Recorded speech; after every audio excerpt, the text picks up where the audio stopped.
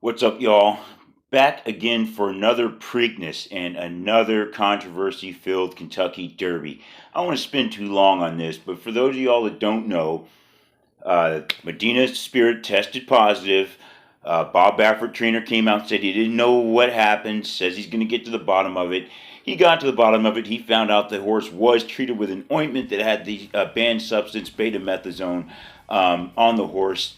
They're still going to do more testing. Probably not going to do anything, honestly. They probably shouldn't even have banned the substance. That's a whole different thing as to why the substance is even banned at all, or why you're not allowed small amounts of it in the system, where the horse could have used it before and still had a little bit of trace left over in the test. That's a whole different story. But that's what happened. Some people don't like it. Some people don't like controversy. Some people say everything's a conspiracy theory. Hey, I just report on the facts, all right? And the fact is that Bob Baffert will not be at the Preakness, and he's not going to avoid this controversy. So Baffert won't be in attendance. Who else is not going to be in attendance? Brad Cox. Why? Because he didn't bring any of his horses. Essential Quality, not running. We're not having Mandaloon run. So we also don't have horses like Hot Rod Charlie not running. Cattle River, who I wanted to see out there, not running as well. Highly Motivated's not running. Just a lot of horses I wanted to see not going to be running in this Preakness. They're kind of backing out. I think that makes it a lot easier for Medina Spirit. However, it's not really going to be that easy of a race, I don't think, and the main reason is why is because they're putting the other Baffert front-running horse, Concert Tour, in the race. They may kind of get on each other's nerves, you know what I mean, and cause a little trouble up front.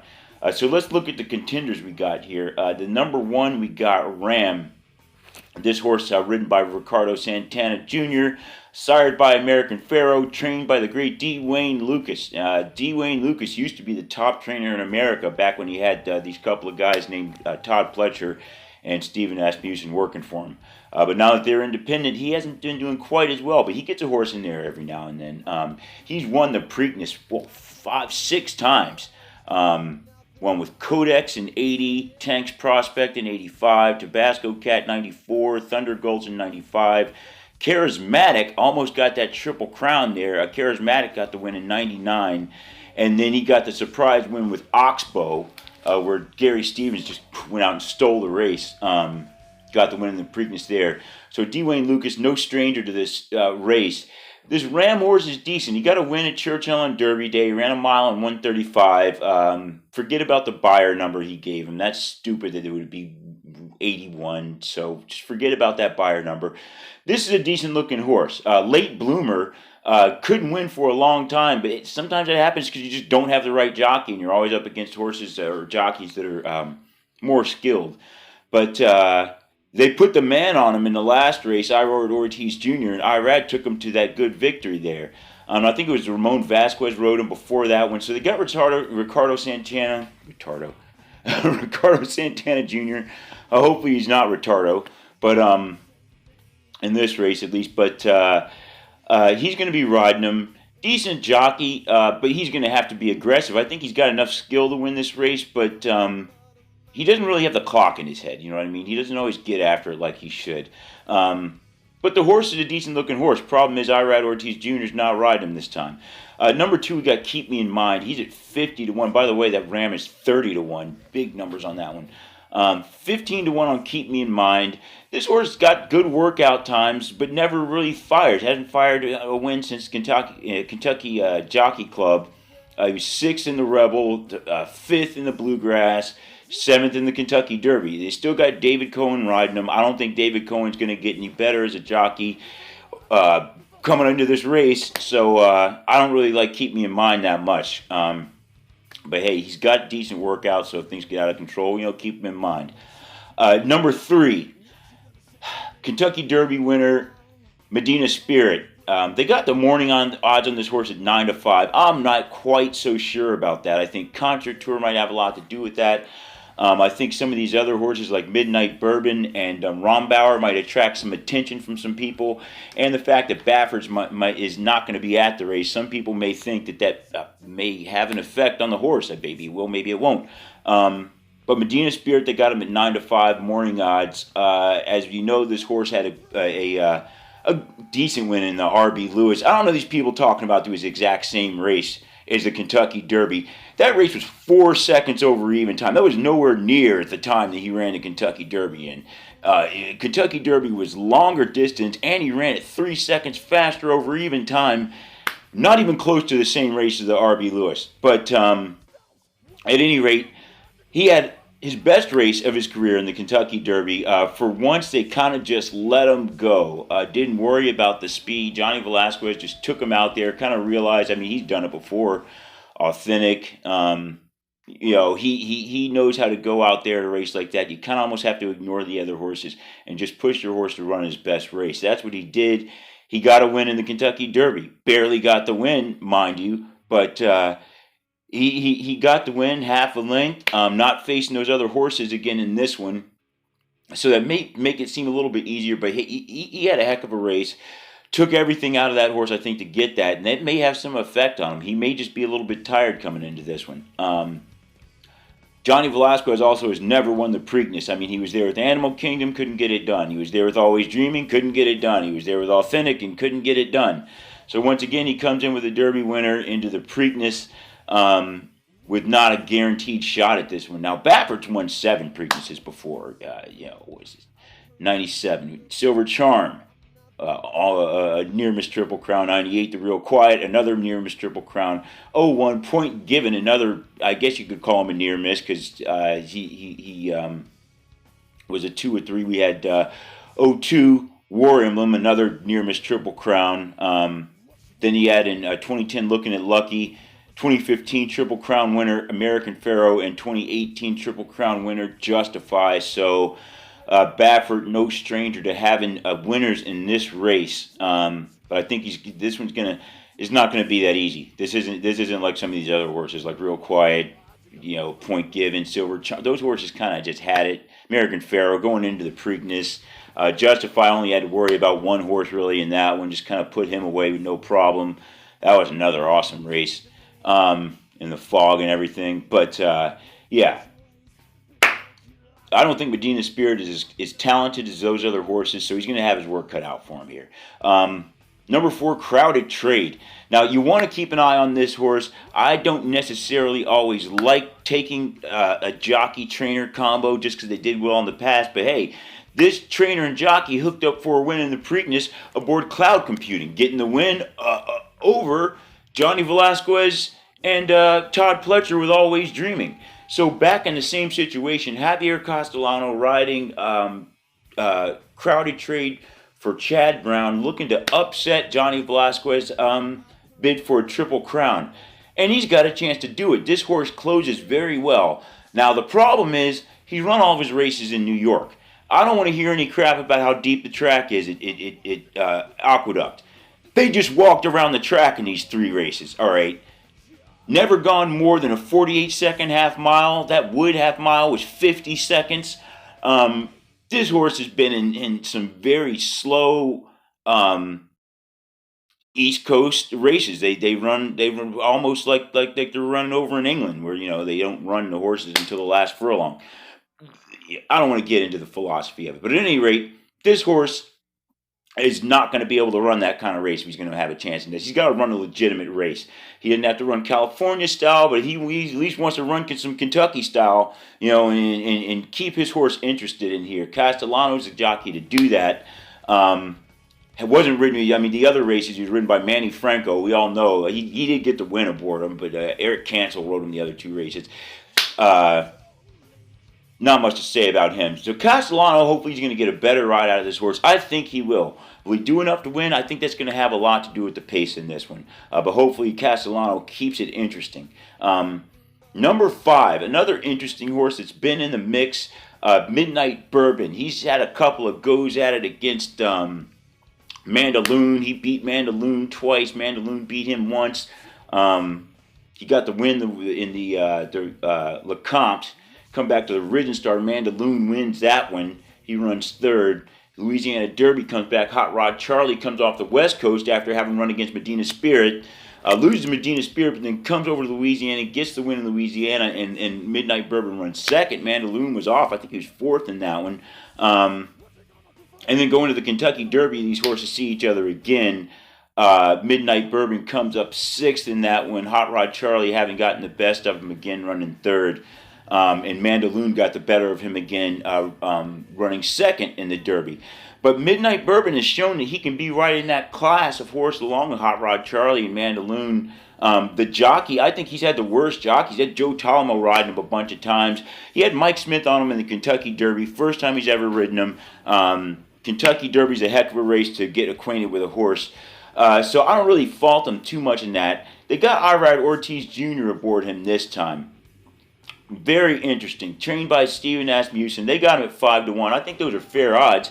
Because the jockey, I think that's a definite upgrade. Even though he's not, I think he's kind of an upgrade over Mike Smith. I mean, this kind of blasphemy for people to say, but I think Irad Ortiz Jr. is better than Mike Smith. Just more talent. He's got a better clock in his head, and I think he's more aggressive. He's more of a Jerry Bailey, Garrett Gomez, and Mike Smith is smooth and clean, likes a good hand ride, but I like Irad Ortiz Jr. a little bit better. So I think he might be able to get a little bit more out of this horse. The trainer, Asmussen, has gotten a win in this one before. He won in 09, 08. Rachel Alexandra, after Mind That Bird, got the Kentucky Derby win. Calvin Burrell does the amazing thing of jumping off the Derby winner to ride the Kentucky Oaks winner in the Preakness, because he said Rachel Alexandra's the best horse he's ever ridden. Got the win in the Preakness, so proved it, got it done. So Asmussen's back with Midnight Bourbon. I don't really think Midnight Bourbon's as good of a horse as Rachel Alexandra. Rachel Alexandra was a really good horse, filly or not. But at any rate, enough reminiscing on that one. Midnight Bourbon definitely going to be a contender in there. I think coming into this Preakness. Number 6, we got Rombauer. A lot of people like this horse too. He was third in the Bluegrass Stakes, got a win in the El Camino, fifth in the Breeders' Cup Juvenile behind Essential Quality and those other guys in there, Hot Rod Charlie. Jockey change in this one again. Flavian Pratt's riding him. Florent Garreau rode him in the Bluegrass. Going to Flavian Pratt in this one. They got the horse at 12-1. The horse is decent. I think he's got a chance of hitting the board. I just don't like him to win. I'm sorry. I think maybe if it was a better jockey aboard, he'd get the win. And Pratt's all right, but I mean, I just got problems with Pratt after the whole Derby thing, and I can't go with a Flavian Pratt horse to win a race like this. I don't think he's made up to the horse racing gods for what he's done. Number 7, we've got France Godeina. Now, another strange decision here. I don't know the politics behind this, but Joe Rosario is riding this horse instead of riding Concert Tour. I was sure he'd be riding Concert Tour. I thought Concert Tour was really good, and he gotten a win in the Arkansas. He would have been the Derby favorite. But Joe Rosario was riding this horse that was the Japanese champion, I'm guessing, and he came over here and or went to Dubai. Finished 6th in the UAE Derby, so didn't have anything for him there. Now, these races he got in Japan were all slow, and he blew everybody away. So, I don't know if he's running against dogs or quarter horses or whatever over there in Japan, but ain't going to have that kind of a competition here. It's going to be much hotter pace in this race and much tougher competition. Rosario is the best thing he's got going for him. He threw one of his exercise riders in training a couple days ago. So, I mean, hey, what can you say? If you like Rosario with big odds, then I maybe go with him. But I don't like this horse too much. Okay breeding. He's out of Will Take Charge, an unbridled song horse. Got curling on the other side of his family tree. But I don't know. France Godeina, I don't know. Number 8, we got Unbridled Honor. Todd Pletcher horse here, ridden by Luis Saez. Hey, Pletcher's got to have a horse in there. I don't want to throw the horse out completely because he's a Pletcher horse. I just think he might be a bit outmatched in this one. 2nd in the Lexington behind King for a Day. 4th in the Tampa Bay Derby behind Helium and Highly Motivated. So he hasn't won since his maiden. Pletcher's got him here. Honor code was his sire, who's out of AP Indy, got Unbridled Song on the other side. So the horse is definitely bred to win the race. I guess maybe there's hope in the horse. It's, gets in shape here, can get a win. Like I said, don't want to count him out. But Luis Saez is not necessarily the go-getter that you necessarily want him to be all the time. And the horse hasn't shown too much speed in the past, so I think he's going to need something to go his way and get a good trip. Number 9, we've got, and they've got him at 15-1. Now, once again, if you like Pletcher at big odds, and those odds get bigger, kind of like in the wood, you might want to go with something on that. Number 9, Risk Taking, another 15-1 horse. This one's out of a Chad Brown horse out of Medalla d'Oro.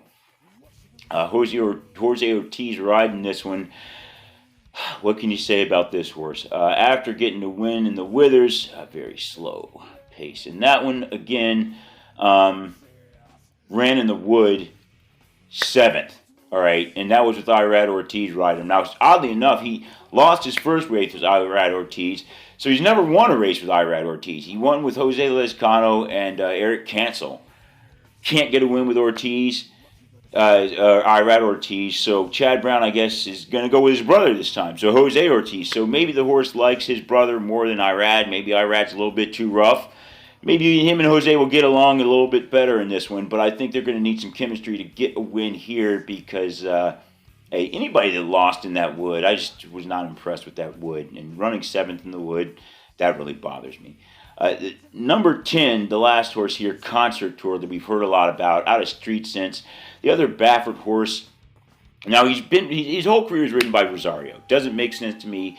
He was 3-0, looking to be 4-0 in the Arkansas Derby, and Rosario would have been riding him most likely instead of Hot Rod Charlie.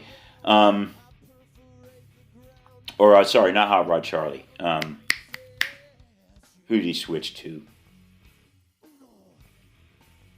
At any rate, yeah. See, that bothers me now. I gotta look that up. Rosario was...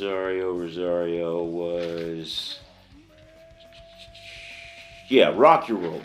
How could I forget? Rock Your World, who didn't rock anything. He switched off of Hot Rod Charlie to ride Rock Your World, and then now he's switching off of Concert Tour to go with France Godina. I don't think that's a good move. They got Mike Smith aboard this horse.